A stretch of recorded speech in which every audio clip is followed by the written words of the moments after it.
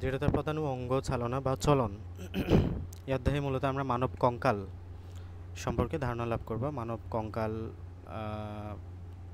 তোমার আমাদের বোনস বা হাড্ডি, দৃঢ়তার প্রধান ও চলন, আমাদের হাঁটা চলায়, আমাদের বডির যে শেপ এটা কীভাবে গঠন হয়েছে, কঙ্কালের ভূমিকা এটাতে, বিভিন্ন প্রকার অস্থি এবং অস্থি সন্ধি ব্যাখ্যা করতে পারবো, পেশিক্রিয়া, মাসেল কীভাবে কাজ করে, টেন্ডন ও লিগামেন্ট কাজ ব্যাখ্যা করতে পারবো, অস্টিওপোরোসিস মানে হলো বিভিন্ন রোগ, আমরা হাড্ডি যে পড়বো হাড্ডি সংক্রান্ত কয়েকটা রোগের কথা আমরা পড়বো, অস্টিওপোরোসিস, আর্থাইটিস। হ্যাঁ, শুরুতে আমাদের কঙ্কাল নিয়ে একটু ধারণা লাগবে। আমি তোমাদেরকে প্রতিটি অংশের নাম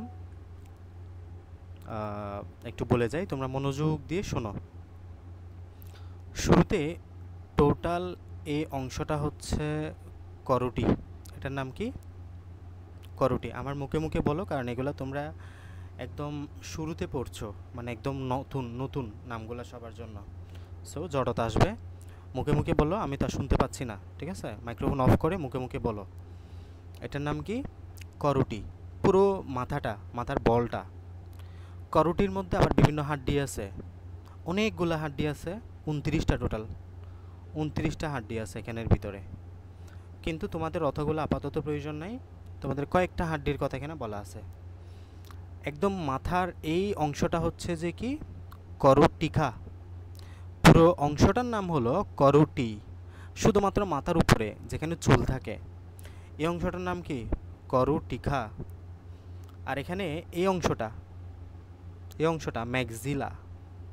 আর যেটা আমরা চাবাতে, খেতে নাড়াচাড়া করি, এই যে তুমি কথা বলার সময় এটা নাড়াচাড়া করতেছো, উপরের অংশগুলোটা কিন্তু নাড়াচাড়া করতে পারো না। যেটা নাড়াচাড়া করতে পারো না এটা হলো ম্যাক্সিলা। যেটা উপরে নাড়াচাড়া করতে পারো না, তুমি উপরেটা নাড়ানোর চেষ্টা করো তো পারবে না, নাড়াচ্ছ শুধু নিচেরটা। নিচেরটা নাড়িয়ে তুমি খাবার খাচ্ছ, কথা বলতেছো। যেটা নাড়াইতে পারতেছো এটার নাম হচ্ছে ম্যান্ডিবল। নাম কি? ম্যান্ডিবল। তাহলে করটিকার হাড্ডি গেল, আমরা জাস্ট কয়েকটা একটা পড়বো, এখানে মূলত অনেকগুলো আছে। এরপর আসো, এই যে মাঝখান বরাবর এই অংশটার নাম হচ্ছে টোটাল thoracic ক্যাভিটি বা বক্ষ পিঞ্জর। বক্ষ পিঞ্জরের হাড্ডির সংখ্যা টোটাল 25টা। কয়টা? 25টা। তো এখানে আমরা টোটাল কি কি পাচ্ছি? মাঝখানে একটা স্টারনাম পাচ্ছি, মাঝখানে ধরে দেখো, সবার আছে এটা, ধরে দেখো, নিজেরটা নিজে ধরে রেখো। এই যে একদম মাঝখান বরাবরে যেটা পাচ্ছ, এই জায়গায় একটা ভি আকৃতির অংশ পাচ্ছ না, এই যে কলারের মতো, এই জায়গায়, এই জায়গায় সবার আছে, ধরে দেখতে পারো, একদম গলার নিচে, এই যে। তো এটা হচ্ছে আমাদের স্টারনামের অংশ, এই যে স্টারনাম, এতটুকু পর্যন্ত বিস্তৃত। স্টারনামের পাশে এরকম কিছু হাড্ডি আছে জোড়ায় জোড়ায়, এদিকে এক জোড়া, এদিকে এক জোড়া, এদিকে এক জোড়া, টোটাল এদিকে 12টা, এদিকে 12টা, 12 জোড়া। মাঝখানে একটা, কয়টা হলো? তাহলে এদিকে 12টা, এদিকে 12টা, 24টা, মাঝখানে একটা, 25টা। মিলছে 25টা? বক্ষপিঞ্জরের টোটাল হাড্ডি সংখ্যা কত? 25। এই যে গেল। এরপর আসো, মোটামুটি আমরা আশেপাশের বোনস দেখলাম, মানে মাঝখানের বোনস শেষ করলাম আগে, এই যে মাঝখান বরাবর শেষ করলাম। এখন আসো হাতে, আসো হাতে। এখানে আরেকটা, হাতের মধ্যে আমরা শুরুতেই এখানে যে বোনসটা দেখতে পাবো, সবাই ধরতে পারবে এটা, বিশেষ করে মেয়েদের এটা উপরে বেশি থাকে। এটার নাম হচ্ছে ক্ল্যাভিকল। এটার নাম কি? ক্ল্যাভিকল। এই ক্ল্যাভিকলকে পুরুষের দেহে বলা হয় কলার বোন, কারণ পুরুষের এই জায়গায় কলারটা থাকে, শার্ট পরলে কলারটা এখানে থাকে।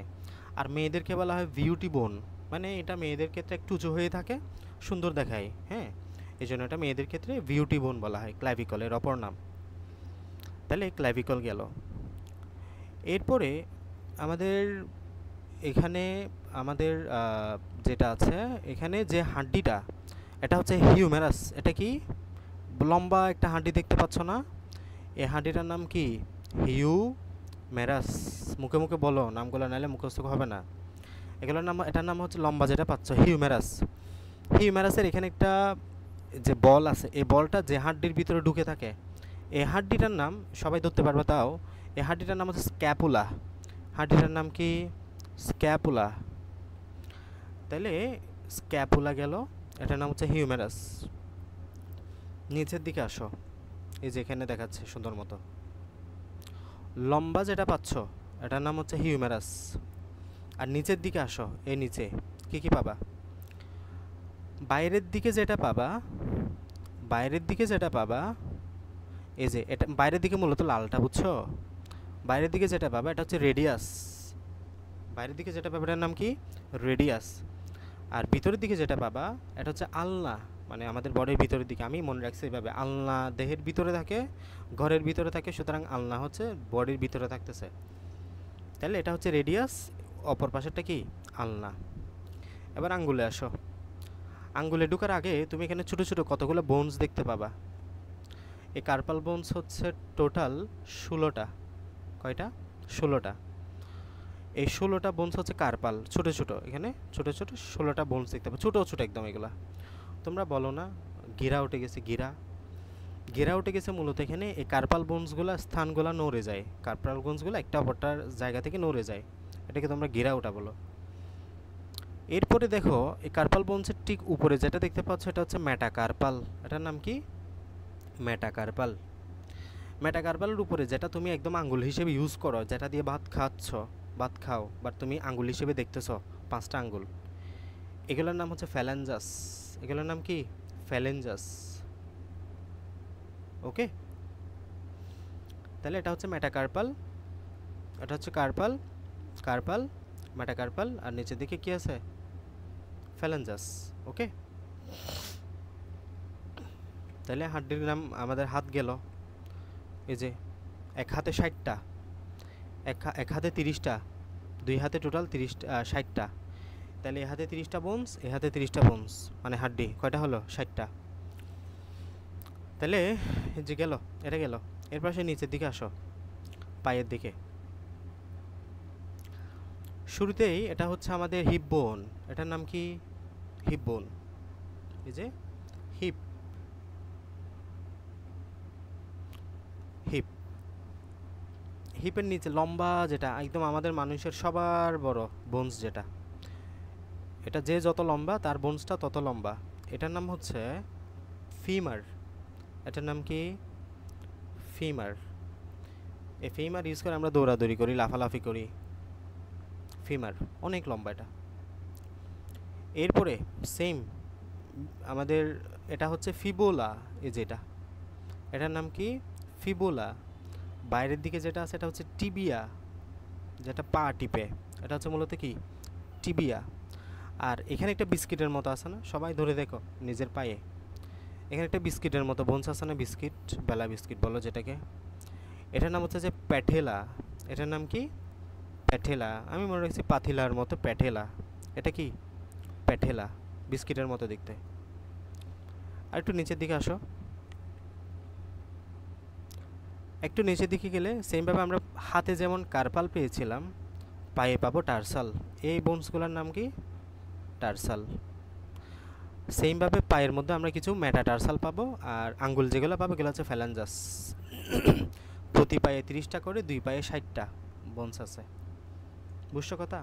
তাহলে হাত এবং পায়ে হলো টোটাল কয়টা? 120টা। দুই হাতে 60টা, দুই পায়ে 60টা, 120টা হাড্ডি। ওকে, এরপরে পিছনে মেরুদণ্ড আছে, মেরুদণ্ডের মধ্যে কিছু কশেরুকা আছে। এই যে এগুলো হচ্ছে কশেরুকা, কশেরুকা, কশেরুকার বোনস আছে টোটাল আরও 25টা। বুঝছো? 26টা মনে হয়। তো এটাই হচ্ছে টোটাল মানবদেহের হাড্ডি, এবং টোটাল হাড্ডির সংখ্যা 206 মানবদেহে। একটা শিশু যখন জন্মগ্রহণ করে 230টার মতো হাড্ডি নিয়ে জন্মগ্রহণ করে, বাট আস্তে আস্তে বয়স হওয়ার সাথে অনেকগুলো হাড্ডি একসাথে হয়ে একটা বোনসে পরিণত হয়। সো আলটিমেটলি পরিণত মানবদেহে 206টার মতো হাড্ডি থাকে। এই তাহলে যে লম্বা, ছোট, চ্যাপ্টা, অসমান টোটাল 206টা অস্থি নিয়ে পূর্ণবয়স্ক মানবদেহে মানুষের কঙ্কাল গঠিত, এবং শিশুর অস্থির কঙ্কালে অস্থির সংখ্যা আরও বেশি থাকে, মানে শিশুর দেহে একটু বেশি থাকে আর কি। এটার কাজকে মানবদেহকে নির্দিষ্ট আকার দেয়। এই যে দেখো একটা নির্দিষ্ট শেপ দিছে না, তোমার দেহে যদি কোনো হাড্ডি না থাকে, শুধু মাংস থাকতো, তোমার শেপটা হতো না। এই শেপ দান করছে কে? মূলত হাড্ডিগুলা। হৃৎপিণ্ড, ফুসফুস, পাকস্থলী, অন্ত্র, মস্তিষ্ক এগুলো দেহের কোমল অংশকে অস্থি দিয়ে তৈরি আবরণ করে সুরক্ষিত রাখে। এই যে এই থোরাসিক ক্যাভিটির মধ্যে আমাদের বিভিন্ন নরম যে অর্গানগুলো আছে, হার্ট, হৃৎপিণ্ড, হার্ট মানে তোমার ফুসফুস, এই সবগুলো এখানে ভিতরে সুরক্ষিত রাখে, এই আর কি। এরপরে আসো, মানব কঙ্কালদের দুই ভাগে ভাগ করা হয়েছে। একটা হচ্ছে বহিকঙ্কাল, একটা হচ্ছে অন্তঃকঙ্কাল। আমরা কঙ্কাল বলতে মূলত বহিকঙ্কালটাকেই বুঝি, বা এক্সোস্কেলেটন বহিকঙ্কাল। বহিকঙ্কাল কী কী আছে? নখ, চুল কিংবা লোমের অন্তর্ভুক্ত। তাহলে বহিকঙ্কাল কী কী আছে? মূলত নখ। আমরা কঙ্কাল বলতে অন্তঃকঙ্কালটাকেই বুঝবো। বহিকঙ্কাল বলতে এই যে নখ কিন্তু একটা কঙ্কাল, চুল, লোম মানে ক্যাশ। অন্তঃকঙ্কাল বলতে আমরা শরীরের ভিতরে যেগুলো তুমি দেখতে পাচ্ছ না, এগুলো হচ্ছে অন্তঃকঙ্কাল। কঙ্কালের কাজ পয়েন্ট টু পয়েন্ট ভালো মতো করে পড়বা। টোটাল 5টা পয়েন্ট আছে, সুন্দর মতো মুখস্থ করে নিবা। এটা কঙ্কালের কাজ গুরুত্বপূর্ণ। জাস্ট বোল্ট লাইনগুলো মুখস্থ, বাকিগুলো এমনি লিখতে পারবে তুমি। দেহ কাঠামো গঠন করে, এই যে নির্দিষ্ট একটা কাঠামো দান করে আমাদের দেহকে। রক্ষণাবেক্ষণ ও ভার বহন করে, নড়াচড়াও চলাচল করে, লোহিত রক্তকণিকা উৎপাদন করে, খনিজ লবণ সঞ্চয় করে। বুঝছো কথা? এটা হচ্ছে আমাদের কঙ্কালের কাজ। এরপর আসে অস্থি, তরুণাস্থি এবং অস্থি সন্ধি। অস্থি মানে কি? হাড্ডি। বাংলায় বললে কি? হাড্ডি আর কি, হাড্ডি। ইংরেজিতে বলে বোনস। তরুণাস্থি মানে কি? তরুণাস্থি মানে হলো কুরকুজ্জে হাড্ডি। কুরকুজ্জে হাড্ডি তোমরা যেটাকে বলো কার্টিলেজ, ইংরেজিতে বললে কার্টিলেজ, আর আমাদের চিটাঙ্গি ভাষা বললে কুরকুজ্জে হাড্ডি। অস্থি সন্ধি মানে হলো গিট, মানে জয়েন্ট। একটা হাড্ডির সাথে আরেকটা হাড্ডির জয়েন্ট, এটা হচ্ছে কি? অস্থি সন্ধি। শুরুতে আসো অস্থি বা যোজক কলার। তাহলে অস্থি হচ্ছে মূলত কি? যোজক কলার রূপান্তরিত রূপ। এটি দেহের সবচেয়ে দৃঢ় কলা, মানে সবচেয়ে শক্ত। হাড্ডির চাইতে শক্ত আর কিছু আছে? অনেক শক্ত না? অস্থির মাতৃকা আন্তঃকোষীয় এক ধরনের জৈব পদার্থ দিয়ে গঠিত এবং মাতৃকার মধ্যে অস্থিকোষগুলো ছড়ানো থাকে। অস্থিকোষগুলোর নাম হলো অস্টিওসাইট। নাম দেয়া নেই তোমাদেরকে। একদিকে অস্থির পুরাতন অংশ ক্ষয় হতে থাকে, অন্যদিকে অস্থির নতুন অংশ গড়তে থাকে। এর ভারসাম্য নষ্ট হলে অস্থির বিভিন্ন ধরনের রোগ হয়। বয়স বাড়লে অবশ্যই এমনিতে ভারসাম্যহীন হাড় ক্ষয়ের দিকে বেশি ঝুঁকে পড়ে। অস্থি মূলত ফসফরাস, সোডিয়াম, পটাশিয়াম, ক্যালসিয়াম বিভিন্ন যৌগ দিয়ে তৈরি। তো অস্থিতে প্রায় 40 থেকে 50 ভাগ পানি থাকে। জীবিত অস্থিকোষে 40% জৈব, 60% অজৈব যৌগ থাকে। অস্থি বৃদ্ধির জন্য ভিটামিন ডি এবং ক্যালসিয়াম সমৃদ্ধ খাবার প্রয়োজন। তাহলে অস্থি বৃদ্ধির জন্য কী কী খাবার দরকার? ভিটামিন ডি, ঠিক আছে? এই জন্য বাচ্চাদের দেখবা, একদম যারা ছোটো বাচ্চা আছে তাদেরকে সকালবেলা হালকা রোদের মধ্যে রাখা হয়, যাতে তারা ভিটামিন ডি পায় এবং তাদের অস্থি বা হাড্ডিগুলো মজবুত হয়। ক্যালসিয়াম সমৃদ্ধ খাবার প্রয়োজন, ক্যালসিয়ামও দরকার হয়। এসব খাবারের অভাবে অস্থির স্বাভাবিক বৃদ্ধি ব্যাহত হয়। তুমি ভিটামিন ডি জাতীয় খাবার না খাইলে, ক্যালসিয়াম সমৃদ্ধ খাবার না খাইলে তোমার হাড্ডি ঠিকঠাকভাবে বৃদ্ধি হবে না। সূর্যের আলো ত্বকে অবস্থিত কোলেস্টেরলের সহায়তায় রাসায়নিক পরিবর্তন ঘটায়, যা যকৃৎ এবং বৃক্ষে। যকৃৎ মানে কি? কলিজা বা লিভার। বৃক্ষ মানে কি? কিডনি। ধারাবাহিক পরিবর্তনের পর ভিটামিন ডি সংশ্লেষণ করে। তাহলে আলটিমেটলি সূর্যের আলো ভিটামিন ডি তৈরি করে আমাদের বডিতে। তাই পর্যাপ্ত সূর্যের আলোর উপস্থিত আসা উচিত, ঠিক আছে? এরপরে বলতেছে কার্টিলেজ। কার্টিলেজ মানে কি বললাম? কুরকুজ্জে হাড্ডি যেটা বলো। তাহলে এটা অস্থির মতো শক্ত না, দেখো না, একটু নরম, অপেক্ষাকৃত নরম এবং স্থিতিস্থাপক, মানে তুমি ভাগাইতে পারবা। এটা যোজক কলার ভিন্নরূপ। এর কোষগুলো একক বা জোড়ায় জোড়ায় ঘনভাবে উপস্থিত থাকে, মাতৃকাতে বিস্তৃত থাকে এবং তরুণাস্থি কোষগুলো কন্ড্রিন নামক এক ধরনের শক্ত ঈষদচ্ছ রাসায়নিক বস্তু দিয়ে তৈরি। মাতৃকা কন্ড্রিন দিয়ে তৈরি, তাহলে মনে রাখিও কন্ড্রিন দিয়ে তৈরি, বাস। এগুলো লাগবে না। এখানের মধ্যে আমরা কন্ড্রোব্লাস্ট দেখি, কন্ড্রিনের ভিতরে আমরা কন্ড্রোব্লাস্ট দেখি। চিত্র নাই তো এগুলো বোঝানো যাবে না তোমাদেরকে, এগুলো চিত্র থাকলে সুন্দর মতো বোঝানো যায়। এগুলো আসবেও না, খুব একটা এমসিকিউ আসবে। তো আমরা সব তরুণাস্থি এবং একটি তন্তুময় যোজক কলা নির্মিত আবরণী দিয়ে বেশি তাকে পেরিকন্ড্রিয়াম বলা হয়। তাহলে এই তরুণাস্থির আবরণীর নাম কি? পেরিকন্ড্রিয়াম, বাস এতটুকু পড়িও। তো আমরা কোথায় পাই? এই যে কানের পিনা, কানটা ধরে দেখো তো, কানটা কিন্তু একটা কুরকুজ্জা হাড্ডি, হ্যাঁ, নাড়াইতে পারতেছো তুমি ইচ্ছা মতো। তাহলে এটা একটা তরুণাস্থির উদাহরণ, কানের পিনা। এখন আসে অস্থি সন্ধি বা বোন জয়েন্ট। এটা খুব গুরুত্বপূর্ণ, এটা থেকেই তোমাদের কোয়েশ্চেন আসবে, লিখে রাখো। সৃজনশীল আসবে এখান থেকে, সিকিউ সৃজনশীল আসবে। অস্থিসন্ধি কি? অস্থিসন্ধি হচ্ছে যে দুই বা ততোধিক অস্থির সংযোগের স্থল, মানে যোগ যেখানে হয়েছে একটা হাড্ডি অপর একটা হাড্ডির সাথে যেখানে কি হয়েছে, মিলিত হয়েছে, ওটাকে আমরা কি বলি? অস্থিসন্ধি বা বোন জয়েন্ট বলি। প্রতিটি অস্থিসন্ধির অস্থিগুলা একরকম স্থিতিস্থাপক রজ্জুর মতো বন্ধনী দিয়ে দৃঢ়ভাবে আটকানো থাকে, ফলে অস্থিগুলো সহজে সন্ধিস্থল থেকে বিচ্ছিন্ন হতে পারে না। মানে এগুলা এই যেরকম ধরো এটা একটা হাড্ডি, তো এখানে আরেকটা হাড্ডি, এই দুটো হাড্ডি কিন্তু পরস্পরের সাথে এখানে তোমার এই যে ইয়া আছে, এখানে কি বলা হয় লিগামেন্ট, এইখানে এরকম একটা লিগামেন্ট থাকে এই যে, যার কারণে অস্থিগুলা সহজে নড়াচড়া মানে নড়ে না। তোমার এই লিগামেন্টের কাজ হলো অস্থিগুলাকে একদম শক্তভাবে আটকে রাখা। সামহাও যদি কোনো কারণে কেউ হুঁচট টুচট খেয়ে লিগামেন্টগুলো ছিঁড়ে ফেলে তাহলে এখানে সমস্যা হয়, মানে অস্থিগুলা জয়েন্টগুলা ব্রেক হয়ে যায়। তো অস্থিসন্ধির অনেকগুলো প্রকারভেদ আছে, দেখো ফার্স্ট হচ্ছে সাইনোভিয়াল অস্থিসন্ধি। এই প্রকারভেদগুলো খুব গুরুত্বপূর্ণ, ভালো মতো করে পড়বা। সাইনোভিয়াল অস্থিসন্ধিতে আমরা কি দেখব? একটা অস্থিসন্ধিতে দুইটি মাত্র অস্থির বহির্ভাগ এসে মিলিত হয় এবং একটা সরল সাইনোভিয়াল অস্থিসন্ধি গঠন করে। এই যে দেখো, এটা একটা অস্থি, নিচে আরেকটা অস্থি, দুইটাই সেখানে মিলিত হয়েছে, এটা হচ্ছে সাইনোভিয়াল অস্থিসন্ধি। দুইয়ের অধিক অস্থি মিলিত হলে তাকে জটিল সাইনোভিয়াল অস্থিসন্ধি। এখানে একাধিক যদি আসে তাহলে জটিল হইতো। তো এখানে আমরা কি কি পাচ্ছি? এখানে আমরা অস্থি প্রান্ত, এই যে দুইটা অস্থির প্রান্ত পাচ্ছি, এই যে এটা একটা অস্থি প্রান্ত, এটা একটা অস্থি প্রান্ত। সাইনোভিয়াল রস, এই যে কিছু এখানে রস পাবা, এখানে কিছু কি পাবা? রস পাবা, এই যে এখানে কিছু রস পাবা, সাইনোভিয়াল রস। এই সাইনোভিয়াল রসগুলো খুবই গুরুত্বপূর্ণ। সাইনোভিয়াল রসগুলা তোমরা যখন হাঁটাচলা করো বা অস্থিগুলা যখন বোনস হাড্ডিগুলা যখন নড়াচড়া করো, তখন এই নড়াচড়া এগুলো সাহায্য করে, মানে এগুলো তেলের মতো কাজ করে, লুব্রিকেন্টের মতো কাজ করে। যদি কারো এখানে সাইনোভিয়াল রস কমে যায় তাহলে এই অস্থির সাথে অস্থি ঘষা খাবে, ফলে তোমার অস্থির ক্ষয় হবে এবং বিভিন্ন ব্যথা, হাঁটতে গেলে ব্যথা হবে, বসতে গেলে ব্যথা হবে। দেখো না, যারা একটু বয়স হয়ে গেছে, একটু বৃদ্ধ হয়েছে, তাদের ক্ষেত্রে সাইনোভিয়াল রসটা এখানে ঠিকঠাকভাবে থাকে না বা বিভিন্ন কিছুর কারণে এখানে অস্থিটা ক্ষয় হতে থাকে, ফলে তারা প্রচণ্ড রকম ব্যথা অনুভব হয়। অস্থিসন্ধিকে দৃঢ়ভাবে আটকে রাখার জন্য অস্থিবন্ধনী বা লিগামেন্ট বেষ্টিত একটি ক্যাপসুল থাকে। যেখানে আমরা একটা ক্যাপসুল পাবো, ক্যাপসুল। এরপরে অস্থিসন্ধিতে সাইনোভিয়াল রস এবং তরুণাস্থি থাকাতে অস্থিতে ঘর্ষণ বা তজ্জনিত ক্ষয় হ্রাস, অস্থিসন্ধির নড়াচড়া করতে কম শক্তি ব্যয় হয়, তাহলে ঘর্ষণ হয় না, ফলে ক্ষয় হ্রাস পায়। এই যে ঘর্ষণ হবে না, অস্থিসন্ধিগুলো আমাদের এখানে এটা মেনটেন করে। তোমাদের এখন হোমওয়ার্ক হলো ক্লাস শেষে এটা সুন্দর মতো আঁকবা, এঁকে পেন্সিল দিয়ে জাস্ট কালার টালার করার প্রয়োজন নেই, লেভেলিং করবা, মানে এগুলাও লিখবা, লিখে গ্রুপে পোস্ট করে দিবা।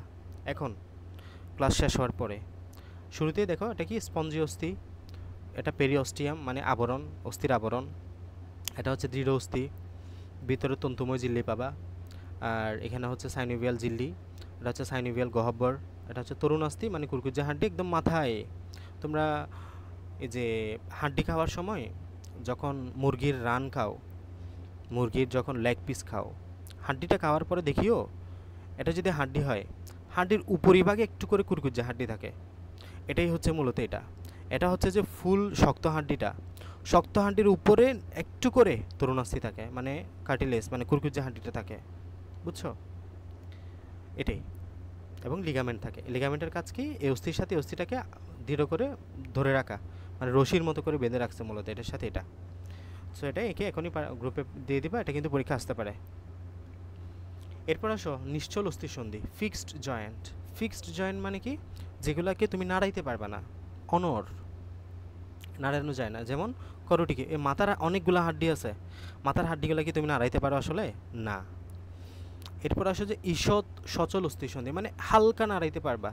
যেমন এই যে মেরুদণ্ডের হাড্ডিগুলা, মেরুদণ্ডের হাড্ডিগুলো তুমি অল্প একটু একটু বাঁকা হইতে পারো, দেখো না, এই যে আমরা একটু উপর হয়ে নিচে হয়ে এক পাশে ফিরতে পারি, বাঁকাইতে পারি। মেরুদণ্ডের অস্থিসন্ধিগুলো হলো ঈষৎ সচল। এরপর আসো পূর্ণ সচল, মানে একদম তুমি ফুললি নাড়াইতে পারবা। যেমন এই যে বল এবং কুটোর অস্থিসন্ধি, কবজা অস্থিসন্ধি। বল এবং কুটোর কোনগুলা? এই যে আমাদের এটা, এটা হচ্ছে কি হাত ও পা, হাত এবং পায়ের যে অস্থিসন্ধিগুলো আছে এগুলো কিন্তু বল এবং কুটোর, কবজা অস্থিসন্ধি। বল এবং কুটোর অস্থিসন্ধি, বল এবং কুটোর অস্থিসন্ধি কোনগুলো এবার দেখো, মানে একটা বল থাকবে, একটা কুটোরের মধ্যে ঢুকানো থাকবে, এই যে অনেকটা এমন, এই যে দেখো এটা হচ্ছে যে কুটোর, এটা হচ্ছে বলের মধ্যে ঢুকানো থাকবে, এই যে এটা হচ্ছে যে বলের মতো, এটার মধ্যে ঢুকানো থাকবে, বল ও কুটোর অস্থিসন্ধি, ঠিক আছে? বল ও কুটোর অস্থিসন্ধিতে সন্ধিস্থল একটি অস্থির মাথার গোল অংশ অন্য একটি কোটর এমনভাবে স্থাপিত থাকে যেন অস্থিটি বাঁকানো, পাশে চালানো কিংবা নড়ানো সম্ভব হয়। এটা একটা সাইনেবল অস্থি সন্ধি। কাঁধ এবং উরু, কাঁধ কাঁধ দেখো না, তুমি ইচ্ছা মতো এদিক ওদিক নাড়াইতে পারো, ঘুরতে পারো। উরু অস্থি সন্ধি। কবজা, কবজা তো তোমরা দেখো তাই না? কবজা চিনো? দরজার কবজা। আচ্ছা, সবার বাসায় দরজা আছে। দরজাটা খেয়াল করিও তো একটু বাবারা, যে দরজা তুমি হয় বাইরের দিকে খুলতে পারো, না হয় ভিতরের দিকে। কোনো দরজা কি এমন আছে যে তুমি এটা বাইরের দিকেও খুলতেছে, ভিতর দিকে খুলতেছে? হয় এটা তুমি এটা দরজা লাগানো, এটা তুমি এখন ভিতরের দিকে টান দিলে বাইরের দিকে দিকে খুলে যাবে। তুমি যদি এখানে চাপু দাও, এটা কি ভিতরের দিকে ঢুকে যাবে? না। আমাদের হাতগুলোও এমন, দেখো তুমি তোমার হাতকে, এটা যদি তোমার হাত হয়, শুধু সামনে ব্যান্ড করতে পারবা, সামনে বাঁকাইতে পারবা, পিছনে কি বাঁকাইতে পারবা? চেষ্টা করো তো। হাতকে পিছনে বাঁকানোর জন্য হাড্ডি ভেঙে যাবে, জয়েন্টগুলো ফ্র্যাকচার হয়ে যাবে। সো পাগুলাও সেম, পাকে আমরা শুধু একদিকে বাঁকাইতে পারি, এর বিপরীত দিকে কিন্তু বাঁকাইতে পারবো না। চেষ্টা করে দেখো তুমি পারো কি না। পারবা না, কারণ এগুলো হচ্ছে কবজা সন্ধি, কবজার মতো কাজ করে, হিঞ্জ জয়েন্ট। কবজা যেমন দরজার পাল্লাকে কাঠামোর সাথে আটকে রাখে, সেরূপ কবজার মতো সন্ধিকে কবজা সন্ধি বলা হয়। যেমন হাতের কনুই, এই যে হাতের কনুই, জানু, তারপর আঙ্গুলি ইত্যাদি। আঙ্গুলকেও সেম, একদিকে বাঁকাইতে পারবা, বাট আমরা বিপরীত দিকে বাঁকাইতে পারি না, এই একদিকে নাড়ানো যায়। তাহলে মোটামুটি আমাদের হাড্ডির কথা সম্পর্কে এতটুকু বলা হয়েছে। জয়েন্টগুলো খুব গুরুত্বপূর্ণ, ওগুলো সুন্দর মতো করে পড়বা, চিত্রটা আঁকবা। ওকে, এতটুকু তোমাদের হোমওয়ার্ক। এখন আমরা একটু পেশি পড়ি, পেশি। হ্যাঁ, আগামীকাল আরেকটা ক্লাস পাইলে শেষ হয়ে যায়, আজকে শেষ করতে পারি দেখি। পেশি নিয়ে তোমাদের মোটামুটি অত বেশি জানতে হবে না, কারণ তোমরা এসএসসি তার কী পড়বা এখান থেকে। পেশি মানে তো জানো, পেশি বাংলা ইংরেজিতে বললে কি? মাসেল। আরেকটু বাংলায় বললে কি বলবা? মাংস। তোমরা যেগুলো মাংস খাও এগুলোই মূলত পেশি, মাসেল। কাজগুলো একটু পড়িও। অঙ্গ প্রত্যঙ্গ সঞ্চালন, চলাফেরায় সহায়তা করা, অঙ্গবিন্যাস, কঙ্কালতন্ত্রতে নির্দিষ্ট আকার দান করা, গ্লাইকোজেন সঞ্চয় করা। এই পেশিতে গ্লাইকোজেন সঞ্চয় থাকে কিন্তু গুরুত্বপূর্ণ পয়েন্ট। এরপরে হৃৎপিণ্ডের স্পন্দন, রক্ত সঞ্চালনের ভূমিকা, মলমূত্র ত্যাগ, পরিপাকনালীর মধ্যে খাদ্যবস্তু চলন নিয়ন্ত্রণ করে। তো অস্থি ও পেশির ভূমিকা, মানুষের চলনে অস্থি ও পেশির ভূমিকা খুব গুরুত্বপূর্ণ। অস্থি দেহের কাঠামো, কঙ্কাল গঠন করে, আর পেশিতন্ত্রের এই কাঠামোর উপর আচ্ছাদন তৈরি করে। ঐচ্ছিক পেশি টেন্ডন নামক দৃঢ় ও স্থিতিস্থাপক এক ধরনের পেশি দিয়ে অস্থিকে আটকে রাখে। স্নায়বিক উত্তেজনা, পেশির মধ্যে উদ্দীপনা জাগানোর ফলে পেশি সংকুচিত হয়, আবার উদ্দীপনা সরিয়ে দিলে পেশির শিথিল বা প্রসারিত হয়।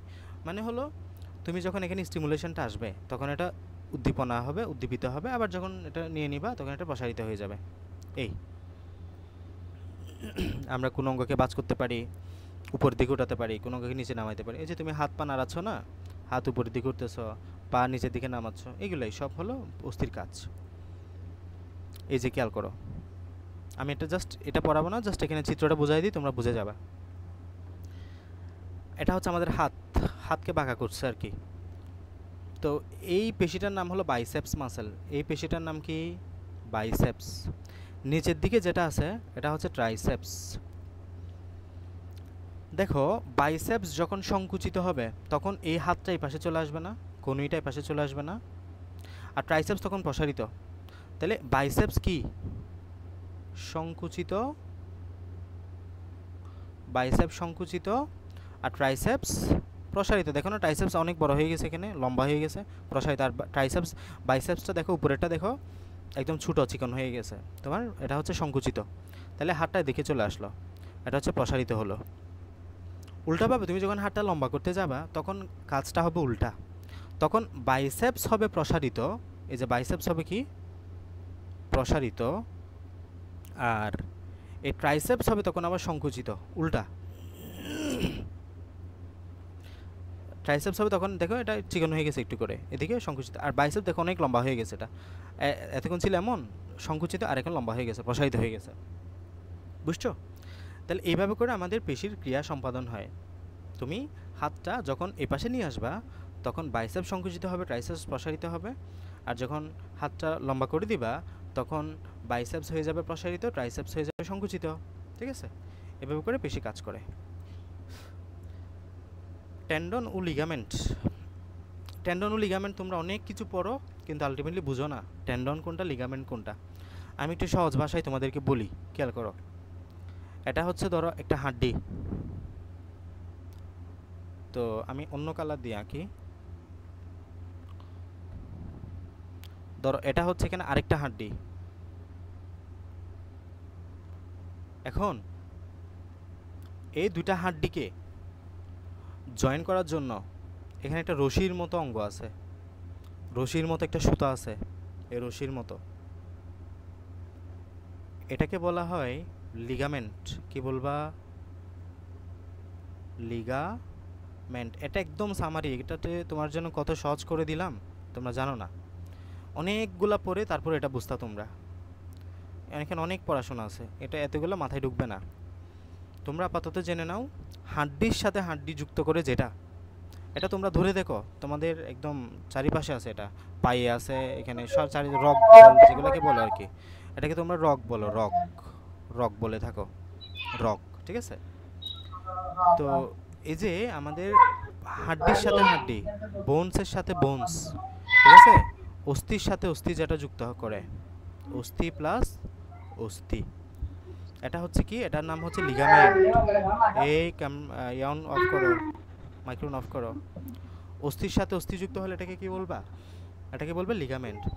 আর অস্থির সাথে যদি কখনো তোমরা তরুণা আমাদের এখানে কি বলা হয়েছে, পেশি। এখন আরেকটা বিষয় বলি, মাংসের সাথে তোমরা হাড্ডির সাথে মাংস লেগে থাকতে দেখো না? হাড্ডির সাথে কিন্তু মাংস লেগে থাকে। ধরো এটা হচ্ছে যে হাড্ডি, এই হাড্ডির সাথে এরকম মাংস লেগে থাকে না, এখানে মাংস লেগে থাকে না? এটা ধরো এটা হচ্ছে মাংস, এটা হচ্ছে যে মাংস। এখন হাড্ডির সাথে মাংসকে লেগে থাকার জন্য এখানে একটা বোনস, এরকম এখানে একটা সুতার মতো এখানে একটা ইয়া থাকে, যেটা মাংসটাকে হাড্ডির সাথে আটকে রাখে। এটাকে বলি আমরা টেন্ডন। এটাকে আমরা কি বলি? টেন্ডন। বুঝছো? এগুলো খুব গুরুত্বপূর্ণ কথা বলতেছি। এটা হচ্ছে অস্থির সাথে পেশি, অস্থি প্লাস পেশি, অস্থি প্লাস পেশি। তাহলে এটা কি? অস্থি, আর এটা হচ্ছে পেশি। মানে মাংসের সাথে অস্থি লেগে থাকবে যেটার সাথে, এটা হচ্ছে টেন্ডন। আর অস্থির সাথে অস্থি লেগে থাকবে যেটা দিয়ে, এটা হচ্ছে লিগামেন্ট। আবার বলতেছি, অস্থির সাথে অস্থি লেগে থাকবে যেটা দিয়ে, সেটা হচ্ছে লিগামেন্ট। এই যেটা অস্থির সাথে অস্থি, আর মাংসের সাথে অস্থি, এই যে পেশি প্লাস অস্থি হলে এটাকে বলবা টেন্ডন। পেশি প্লাস অস্থি হলে এটাকে বলবা টেন্ডন। এই কথাবার্তাগুলো এখানে বলা হয়েছে। একটি হাড়ের সাথে অন্য হাড় একটা বন্ধনীর সাহায্যে আটকে থাকে, সেটি কিভাবে ঘটে তোমরা নিশ্চয়ই জানো। মাংসের প্রান্তভাগ দড়ি বা রজ্জুর মতো শক্ত অস্থির সাথে যুক্ত থাকে, এই শক্ত প্রান্তকে টেন্ডন বলা হয়। এই যে মাংসপেশির সাথে অস্থি, হ্যাঁ, এটা তোমাকে নিজে সামারি করতে হবে। মাংসপেশির সাথে অস্থি। টেন্ডন ঘন শক্ত তন্তুময় যোজক টিস্যু দিয়ে গঠিত। এই টিস্যুর অন্তঃকোষীয় পদার্থ ম্যাট্রিক্স শাখাবিহীন, শাখা প্রশাখাবিহীন শ্বেতময় শ্বেততন্তু ছড়ানো থাকে। এরা গুচ্ছাকারে পরস্পর সমান্তরালভাবে বিন্যস্ত থাকে। অনেকগুলো তন্তু একত্রে আঁটি বা বান্ডাল তৈরি করে। আঁটিগুলো একত্রে দলবদ্ধ হয়ে আঁটিগুচ্ছ তৈরি করে। আঁটিগুচ্ছগুলো আবার নতুন তন্তুময় টিস্যুগুচ্ছ বা আর্টারিয়াল টিস্যুগুচ্ছ বেষ্টিত হয়ে আরও বড় আঁটিতে শ্রেণীবদ্ধ হয়। এগুলো লাগবে না। এই যে এখানে দেখো, এগুলো খুব মানে ইয়ে করে দেখতে হবে। এটা হচ্ছে যে মাংস, তোমার হাড্ডি, হাড্ডির সাথে এটা হচ্ছে মাংস, লাল যেটা দেখতে পাচ্ছ এটা হচ্ছে মাংস। এটার সাথে যুক্ত করেছে যেটা সাদা, এটা হচ্ছে টেন্ডন। আর পেশিটা দেখো, এই লিগামেন্টটা দেখো, এটা হচ্ছে একটা হাড্ডি, এটা হচ্ছে একটা হাড্ডি। হাড্ডিকে হাড্ডির সাথে যুক্ত করেছে যেটা সাদা, যেটা দেখতে পাচ্ছ এটা হচ্ছে লিগামেন্ট। ঠিক আছে? পাতলা কাপড়ের মতো কোমল অথচ দৃঢ় স্থিতিস্থাপক যে বন্ধনী দিয়ে অস্থিগুলো পরস্পরের সাথে যুক্ত থাকে, মানে অস্থির সাথে অস্থি, সেটা হচ্ছে লিগামেন্ট। লিগামেন্ট শ্বেততন্তুময় মানে সাদা এবং পীততন্তুময়, দুই ধরনের ইলাস্টিক টিস্যু দিয়ে গঠিত। মূলত এটা ইলাস্টিক ফাইবার।